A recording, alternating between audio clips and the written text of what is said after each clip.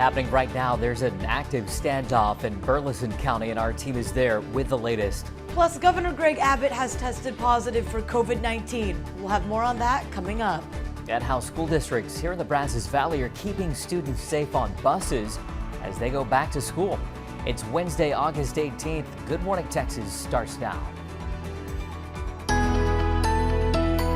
I'm here on FM 60 and 3058. As you can see behind me, this is where the road was blocked off as it leads to the home where the not active anymore, but where the standoff was happening. And it all started after Burleson County Sheriff deputies tried to execute a warrant around 7 last night, but the resident refused to cooperate. They opened fire, hitting Chief Deputy John Pollock. Right now, Pollock is receiving treatment at CHI St. Joseph in Bryan.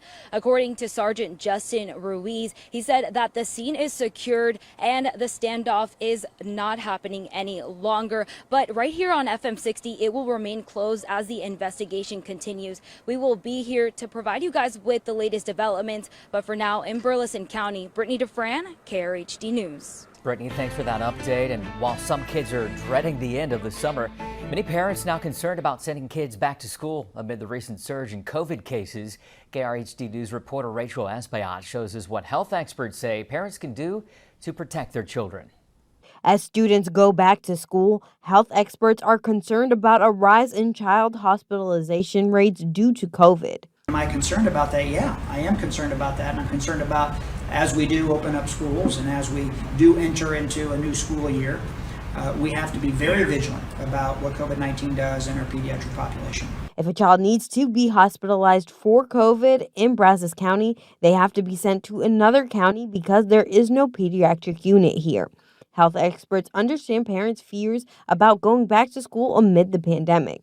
It's scary for a parent sending their child into a place where not only there are lots of people, but as we know, kids don't always practice the best hygiene. The Brazos County Health District stresses the importance of children 12 and older getting the COVID vaccine. Children under 12 will have to continue to wait for a vaccine. In a way, the longer we have to wait, it's kind of a good thing. So that way we know for sure that it is 100% safe. Health experts say parents should make sure their children, vaccinated or not, wear masks, wash their hands, and use hand sanitizer throughout the school day. In College Station, Rachel AFGHAN, KRHD News. COVID-19 appears to be having an effect on kids' grades. According to Georgia's Department of Education, 36% of third graders were deemed proficient or above in English language arts this year. In 2019, that number was 42%. Other states also saw their scores decline. Hi, this is Governor Krhd At. As you may have heard by now, I have tested positive for COVID-19. In more news this morning, Governor Abbott has tested positive for COVID-19. Abbott is fully vaccinated and is quarantining at his mansion. He's receiving antibody treatments from Regeneron. First Lady Cecilia Abbott tested negative.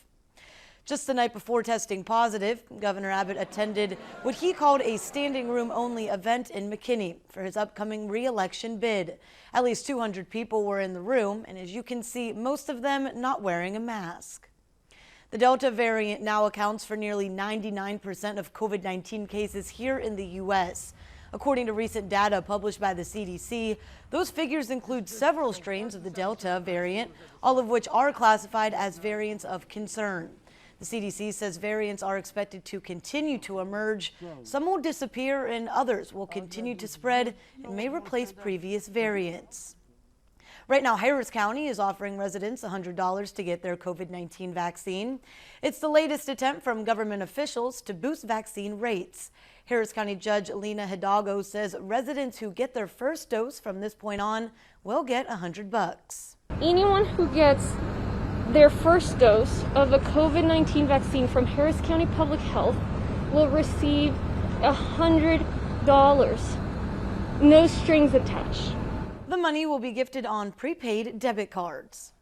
Meanwhile, a new study has found that the mRNA COVID-19 vaccines are well tolerated by women who are pregnant, lactating, or planning to become pregnant. The Pfizer and Moderna vaccines are both mRNA vaccines, whereas the Johnson & Johnson vaccine is not.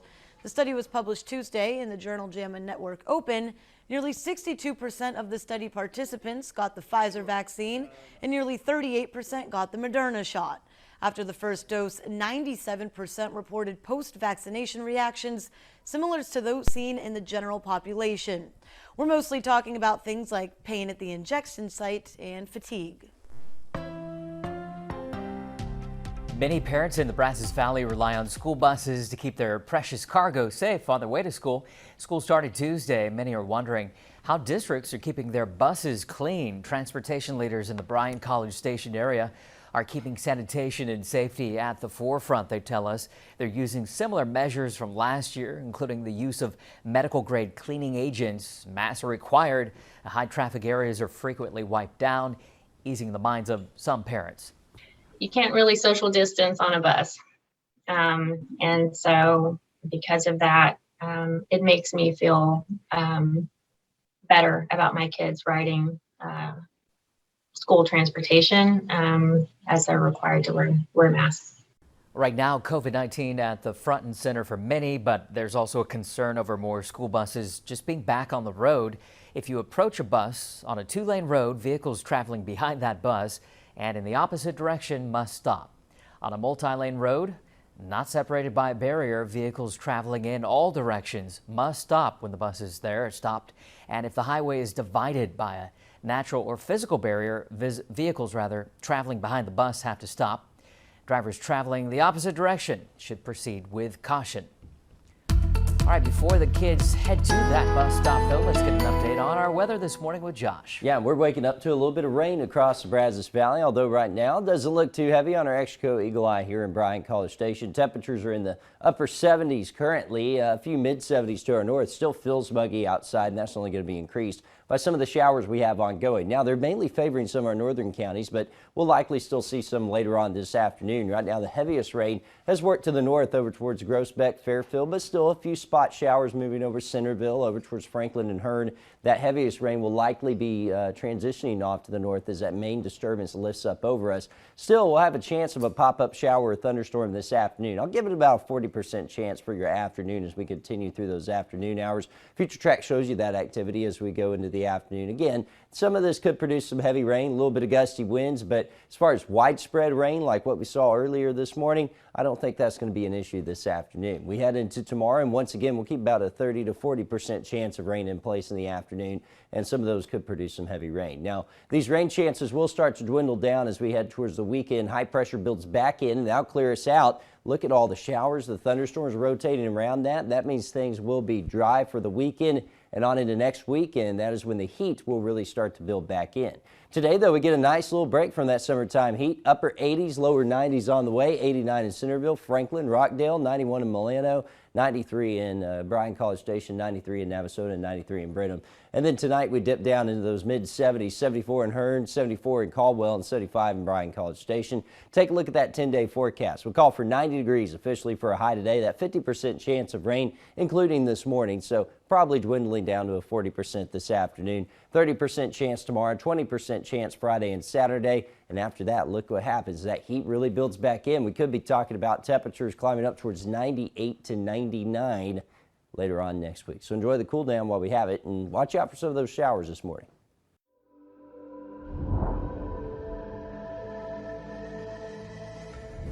As the Taliban take control of Afghanistan, women and girls are beginning to live under the return of a very dark reality. The Taliban ruled over Afghanistan for 5 years until 2001, and they harbored al-Qaeda. Their rule was ghastly, and it was harsh. And there are many concerns that the rights of women over the past 20 years could be rolled back in an instant. Across the country, observers report the Taliban has already become violent against women and girls for not obeying Islamic extremism rules that reject Western influence. Nilafar is a displaced teacher from the Takhar province. She says girls from her school were recently lashed by the Taliban for their choice of footwear, sandals that were too revealing. They are already also seeking out people that are associated with the current government. We are aware of a number of executions of people who have been taken into Taliban custody. As reports surface of girls being told not to attend school, the Taliban says education will be allowed, so long as Islamic Sharia laws are not neglected. When we consider women and girls, all those who've had their lives advanced, this is searing. It is hard stuff. Some women are even being told to stay at home and give their jobs to male relatives. I am worried about the women who are vocal, but more worried about the girls who cannot talk, who don't have platform, who cannot represent themselves. And this may just be the beginning. I'm Meg Hilling. DHS has a new program for migrants released into the U.S. What that program offers, coming up next when Good Morning Texas returns. The Texas Supreme Court ruling that the State House can force members to show up by threatening civil arrest. The issue right now is the absence of the majority of House Democrats since July 12th. They left the state during the special session, the first one, to prevent GOP efforts to pass restrictive voting legislation. Last week, the Speaker signed 52 civil arrest warrants for the Democrats who didn't show up without an excuse. However, a state district judge issued a temporary restraining order and no arrests were made. The Department of Homeland Security has a new program for migrants released into the U.S. Tuesday, DHS announced the Alternatives to the Detention Case Management pilot program. It helps migrants get important legal information and access to help, such as mental health services, human and sex trafficking screening, and cultural orientation programs. Migrants and their families can use the services as they wait for the outcome of immigration cases. If you're in the market for a new car, prices are up. They're hitting records now. According to Kelley Blue Book, the average price for a new car hit a record high of nearly $43,000 in July. That's up by 8% from last July. A limited supply of new vehicles and a trend toward higher-end SUVs and pickups are just some of the reasons now for this price jump. Happening this morning, Hostess is recalling some of its hamburger and hot dog buns. The company says the bread may be contaminated with listeria and salmonella. The bread affected has best buy dates that run through September 30th. If you've got this stuff at home, throw it away, or you can return it for a full refund. To wash or not to wash? That's the question that's been a hot talker recently. Many celebrities reveal that they don't bathe their entire bodies every day. But is that good for your body and skin? Do you really have to bathe on a daily basis? The answer is no. Dr. Susan Masick, a dermatologist at Ohio State University, says bathing depends on your circumstances. While it isn't necessary to clean yourself every day, if you exercise, work outdoors, or are in healthcare, you may want to wash off. If you've noticed body odor, if you notice increased grease in the hair, those are very obvious reasons to want to bathe on a daily basis. Dr. Masick says when you do bathe, don't use harsh cleaners that can irritate skin. It's much better to use unscented, no fragrance, no perfumes, type of gentle cleansers. That's all you need when it comes to a type of soap or a way of cleaning the skin. She says it's fine to rinse off most of the body with water using soap only in the areas with glands. That would be armpits, genital and private area, feet, and scalp. When it comes to children, Dr. Masick says bathing too often isn't a good idea. Their skin typically is a little bit more sensitive and a little more susceptible. In the end, she says bathing is a personal choice. To help your skin stay healthy in the shower, she also suggests not to use really hot water, which can dry out your skin and overstrip natural oils. And she says to limit showers to no more than 15 minutes.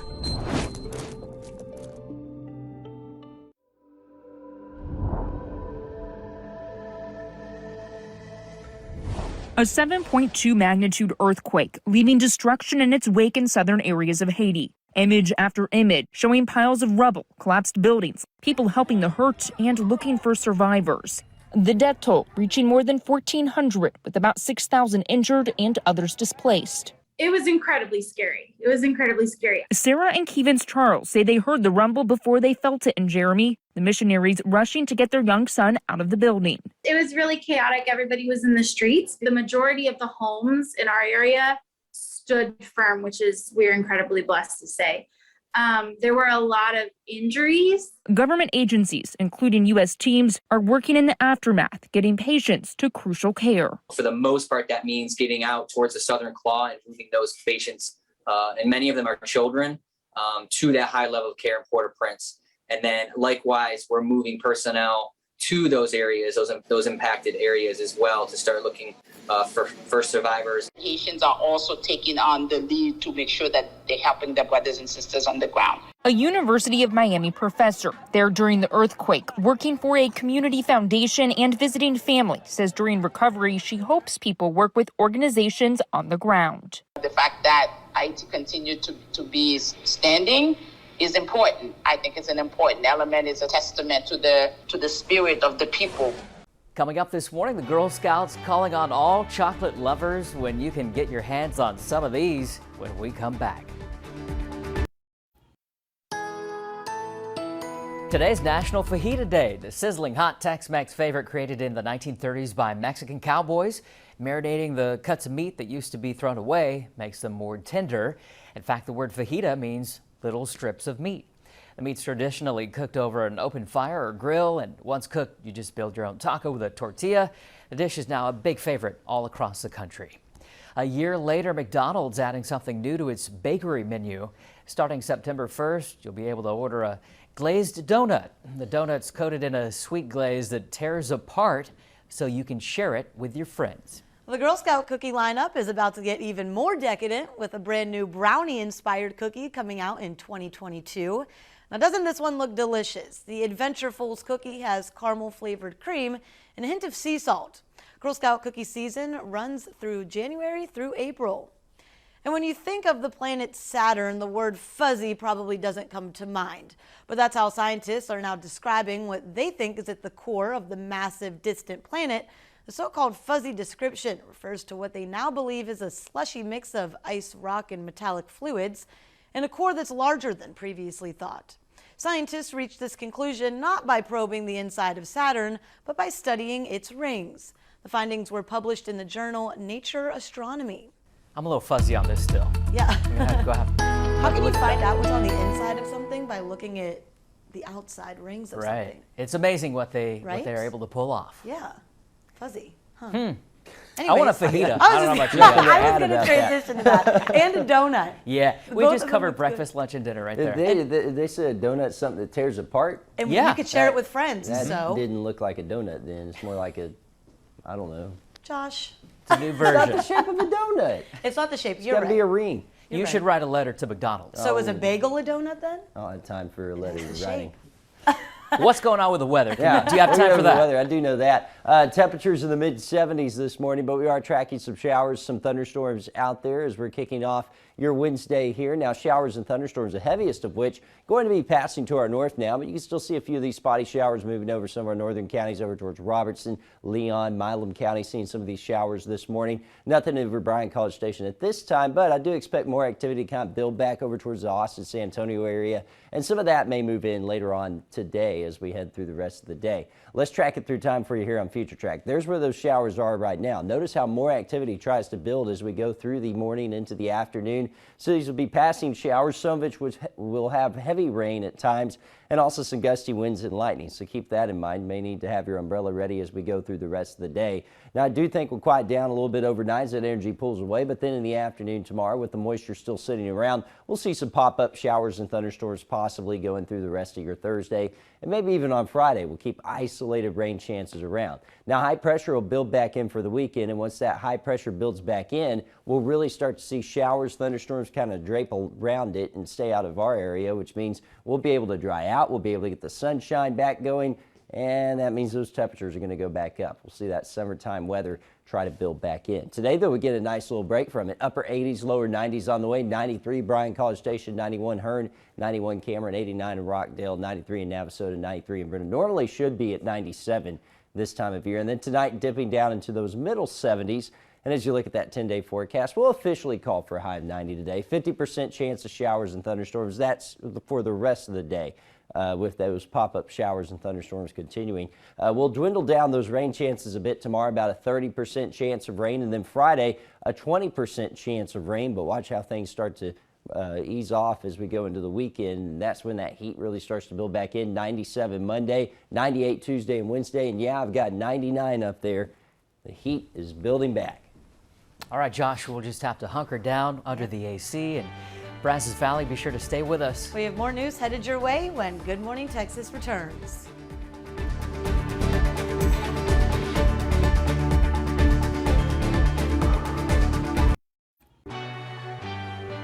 There's an active standoff in Burleson County this morning. What we know coming up.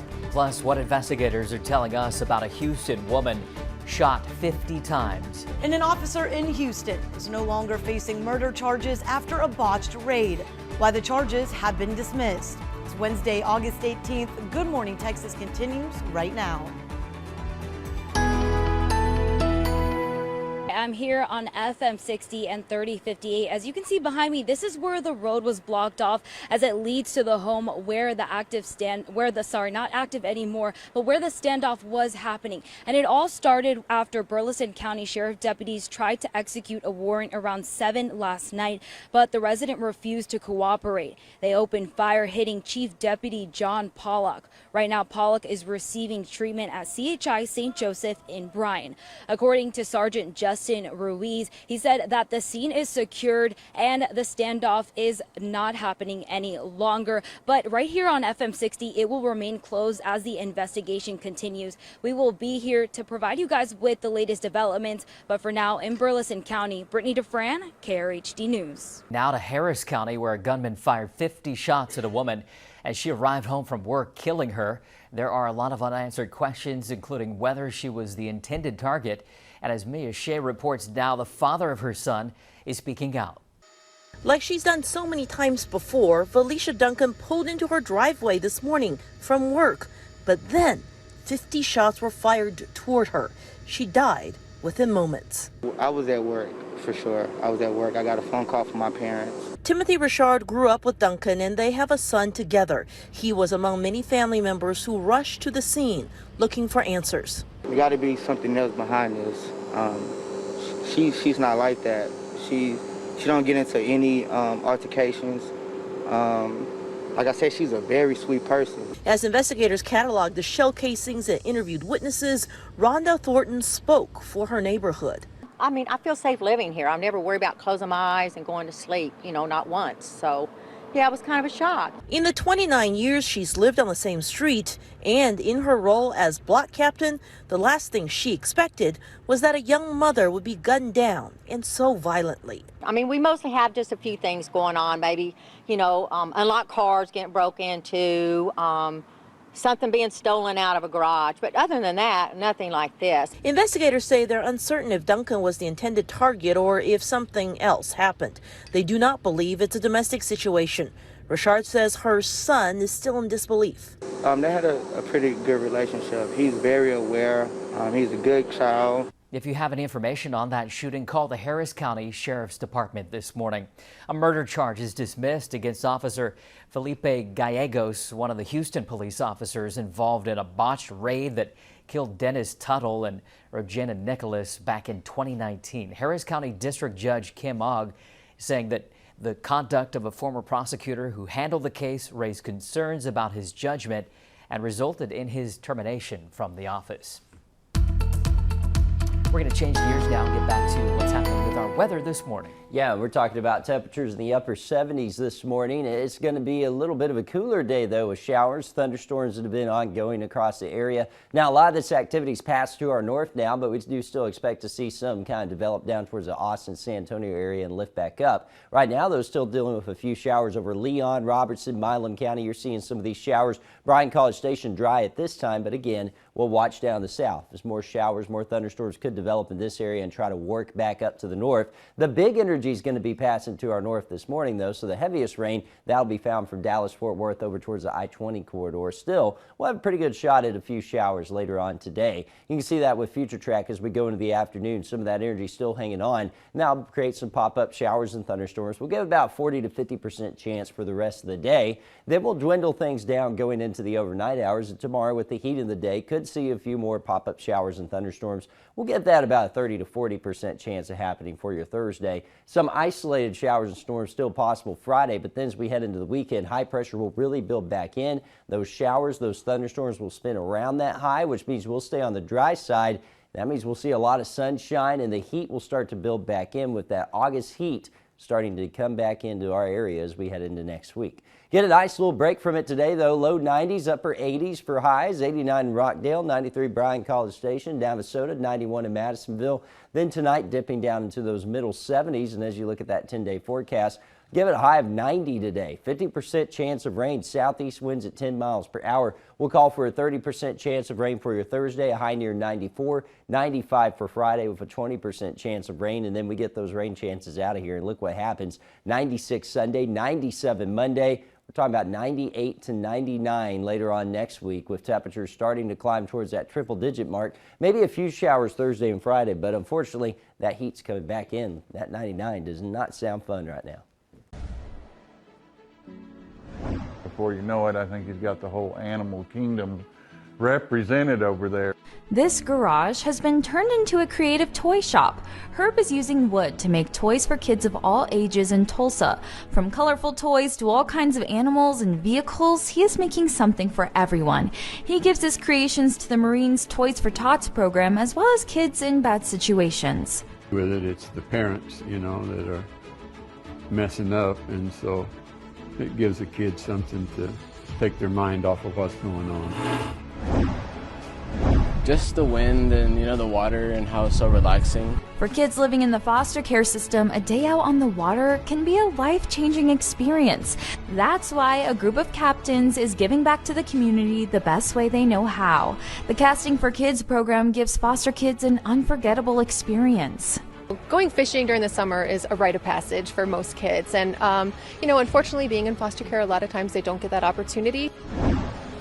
This camp lets girls see that they have the ability to do those first responder careers. Training at the Milwaukee Fire Academy isn't just for men. More and more young women are climbing the ladder of success. They're learning first responder skills thanks to Camp Hero. From firefighters to police officers, girls learn firsthand what it takes to be a first responder. I'm gonna be running the department. One day, hopefully, top chief. Maybe 30 years from now, I'm going to work as hard as I possibly can. That's the overall goal. But honestly, I want to learn as many things as I possibly can over the next 30 years. COVID-19 rocked small businesses. Mom and pop contractors were hit especially hard. Now, an app is helping them connect with customers in a new way.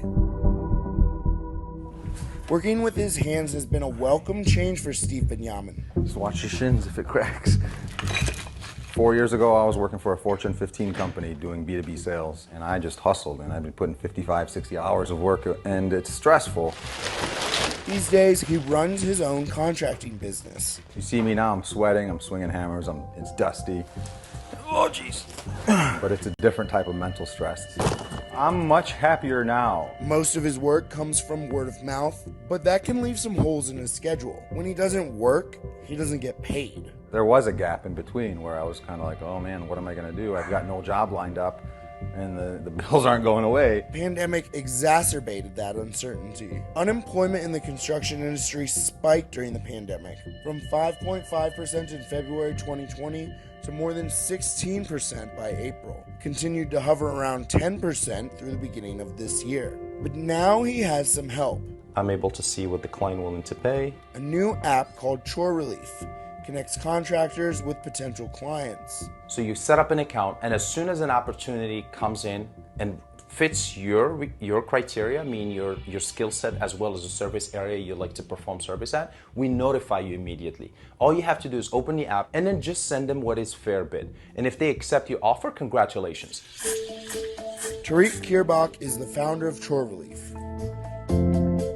And it's just one of the companies he started since he immigrated to the U.S.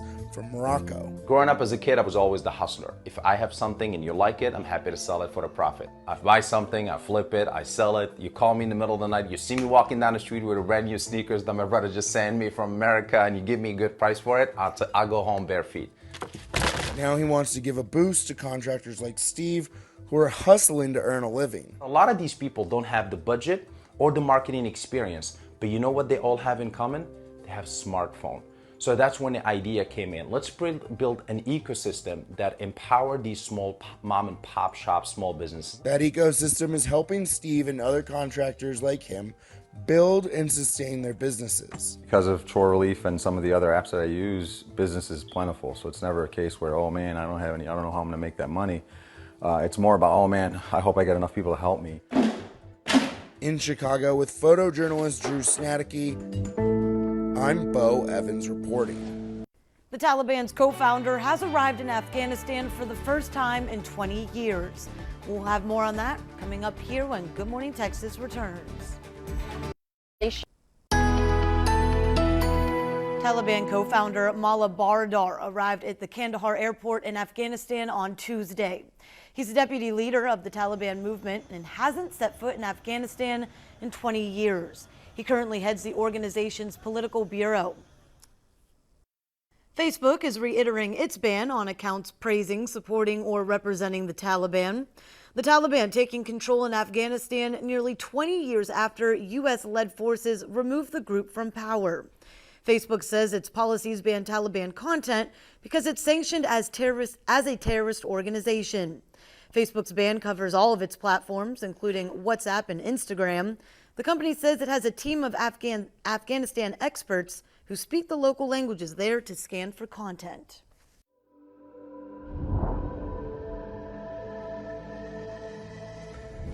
Over the course of the last 2 months, the number of fully vaccinated Americans has neared a plateau after there was a big push to get the vaccine early. It's created a challenge for states that continue to try and bump that number higher. After trying religious leaders, politicians, money giveaways, they are now taking a page from the millennial playbook, social media influencers.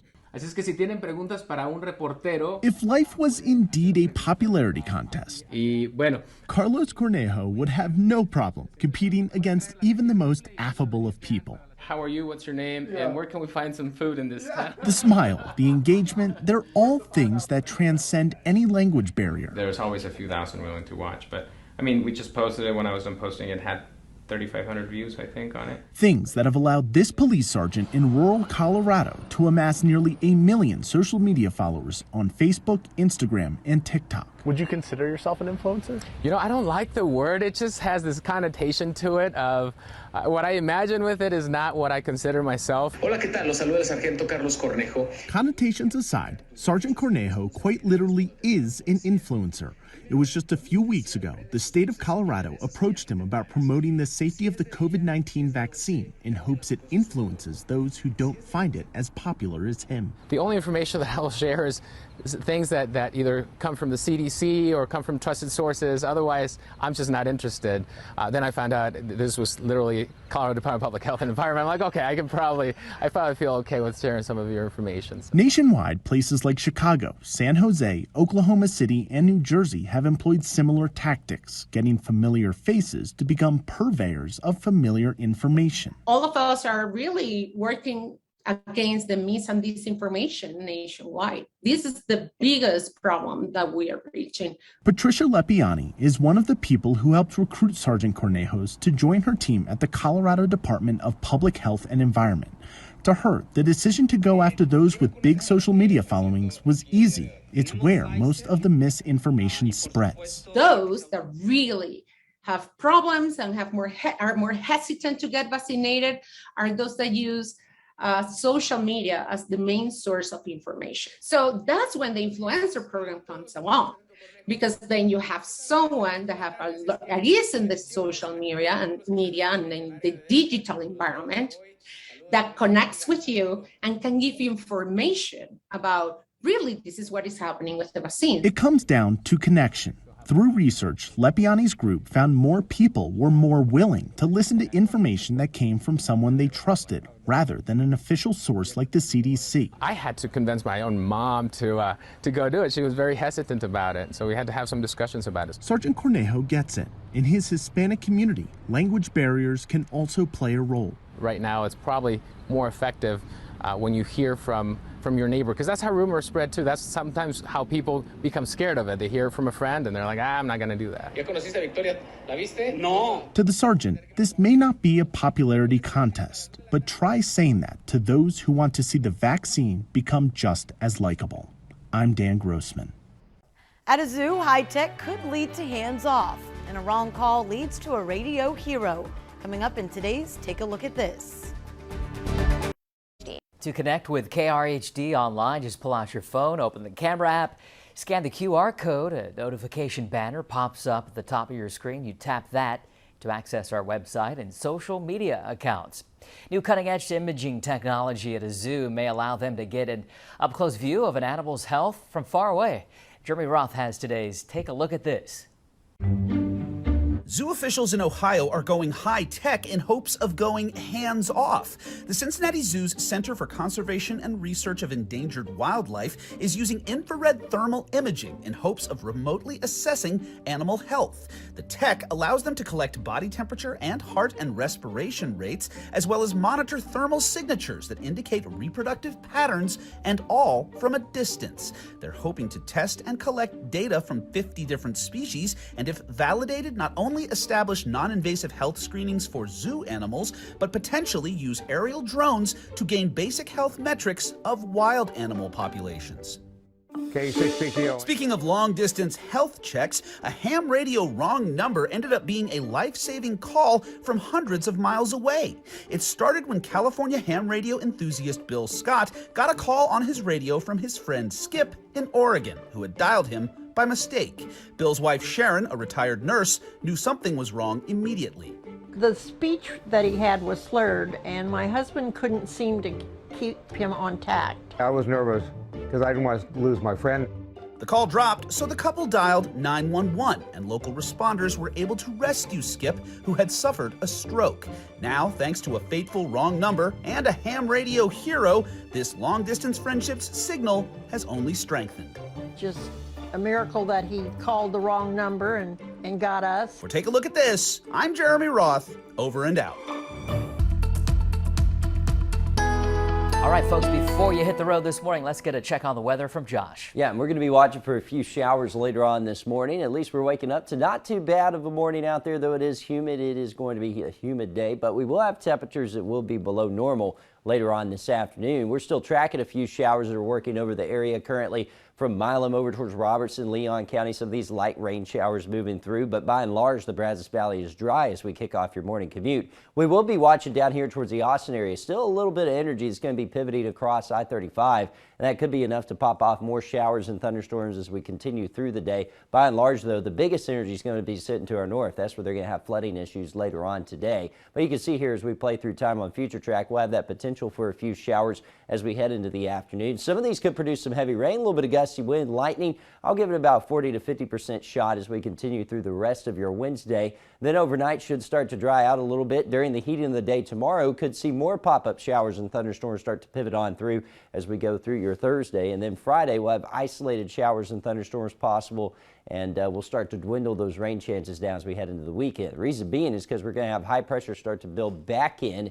That sends all the showers, the thunderstorms around it. You can see them kind of rotating around the Lone Star State, and that means things will start to dry out. We'll bring back the sunshine. You bring back the sunshine, you start to burn off a lot of that moisture, and temperatures can really start to climb. It is still August. We're going to have that August heat build back in. Today, though, we get a nice little reprieve from it. Upper 80s, low 90s on the way. 91 in Hearn today, 89 in Franklin, Rockdale, 93 Bryan College Station, 91 Beat Eyes and Anderson.